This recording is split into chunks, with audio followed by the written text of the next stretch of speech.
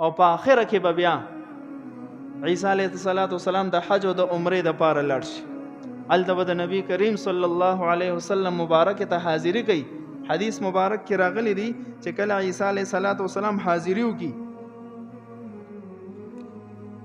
نو په دغه بنیاد باندې نبی علیه السلام باندې به سلام واچي او نبی علیه السلام به ولا اردن علیه حدیث کې راغلی دی وی زه به ولدا سلام جواب هم ورکوم. دا د حیات النبی کلک دلیل دی چې نبی علیه السلام په خپل قبر مبارک کې په خپل جسد عنصري دنیاوي جسم سره ژوند دی. بیا چې کله په عیسی علیه السلام باندې مرګ راشي نو د نبی کریم صلی الله علیه وسلم سره په خپل قبر کې یا په خوا کې دوه روایت شته. دا با په روزه مبارکه کومه چې شین ګمبد دی په هغې کې به عیسی علیه السلام دفن شي او خپل خلیفه به پرې غوستي مقعد، د هغه نوم دی مقعد. دا به د عیسی علیه السلام مشن مخکې وړي در دې پورې چې کله هغه وفات شي نو 3 کاله به لا تېر شوي نه چې د قیامت علامات په راشي.